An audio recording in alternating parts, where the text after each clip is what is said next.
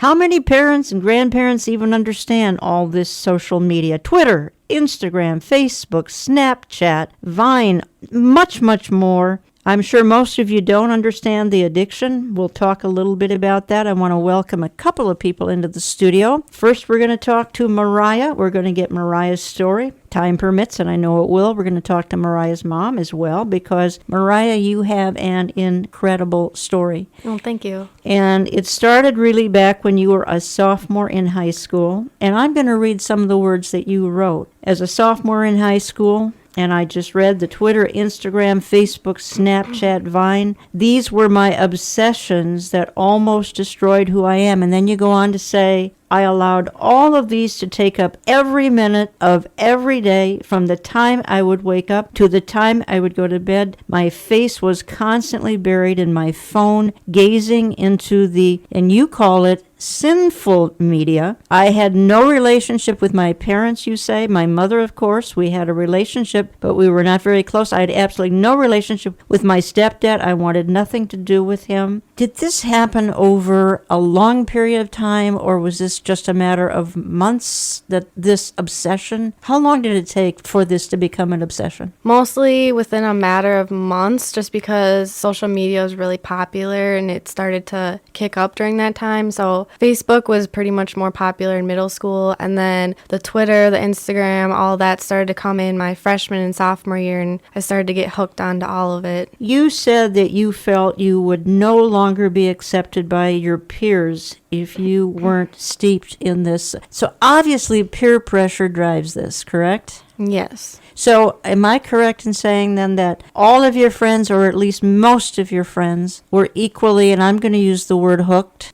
Yes, they were. Everybody was. Really? Yeah, that was your clique. That was your way into everything, knowing everything, being a part of all the groups. That's how you had your in. If you didn't do this, what would your life be like? I mean, with your friends or in your school, what would life be like if you didn't do this? You wouldn't be connected with the group, because it's more like, oh, did you see what I posted on Twitter? Did you see the fight on Twitter? Did you see what I posted on Instagram? And if you weren't a part of it, then you had nothing to do with it, and then you were basically kicked out. Really? Yes. So you'd be friendless? Mm-hmm. Yeah. You say a very short amount of time away from my iPhone meant separation, anxiety, and anger. Having hundreds or even thousands of followers was amazing to me. My daily fix revolved around my social media, having so many people interested in what I had to say, and every moment happening in my life was so amusing. I was conducting my own puppet show. I felt so empowered. If I went seconds,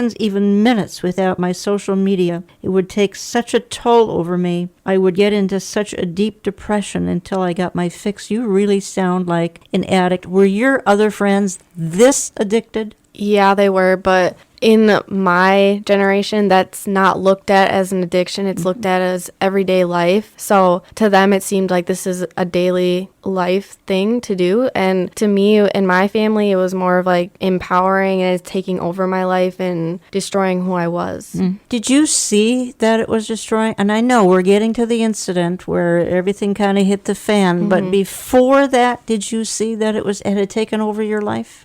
Not at all. No. It was like my happiness, my everything. I felt like I was a part of every clique, everything that happened. I just felt so empowered by it. Well, you had an unfortunate incident on the social media, and it had to do with Instagram. And many listeners don't even know what Instagram is. It's not important. But it led to your mother taking your phone away. And your mom's in studio, and we're going to talk to her, too, in a few minutes. And you were actually grounded. You were grounded for a month, and you were taken away from you. Was the phone was gone, friends were gone, even your boyfriend was gone.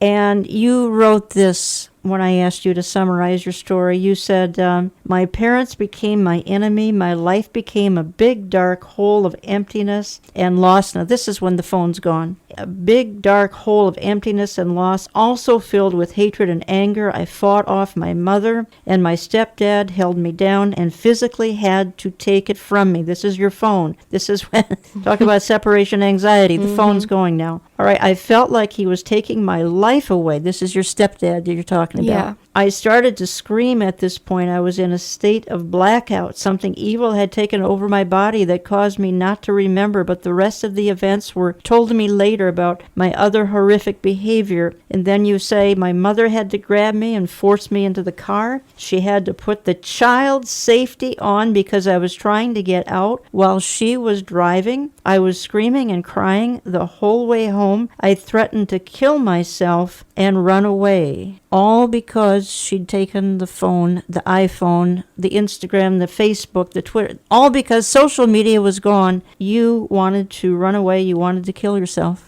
I don't think listeners can identify with that. No, it was probably the worst moment in my life at that time. I didn't see what they were doing. I didn't see what they were trying to do, which was help me. I only saw that they were my enemies at this point and they were taking my whole life away. And I literally thought my life was ruined at that point. All right, let's just say your best friend had this same thing happen. Phone taken away, computer taken away, iPad taken away. Would they go into this kind of an ordeal? I mean, some people take it differently. I mean, it is similar in a way. Some people do panic and they'll try and use somebody else's phone, or they'll try and log onto their social media onto someone else's phone, or go to a computer that they can find. But with me, that's how empowering it was over myself, that it drove me into this psycho It was maniac. psycho. It was. I don't even know who I was. I don't even remember it happening, but the way my family describes it, I feel awful about it, and I don't even know who I was, to be honest. If you just joined me, we are talking for this segment and next. I'm not sure what we would call it. We might call it the dark side of technology, certainly the dark side of social media. All of my listeners, you're all familiar with the popularity of the whole Instagram, Facebook, Twitter.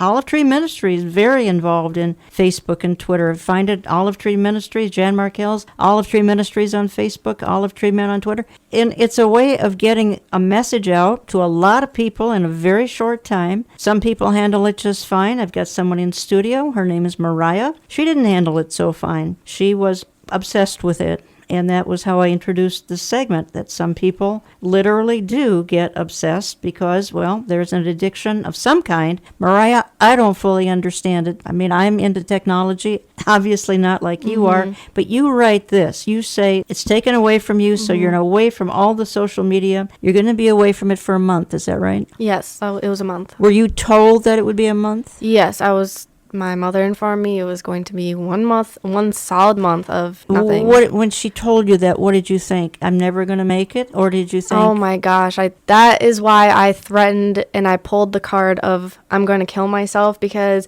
I truly thought I could not live without it. I thought that was going to be the last of me. That was a month too long and I could not deal with it.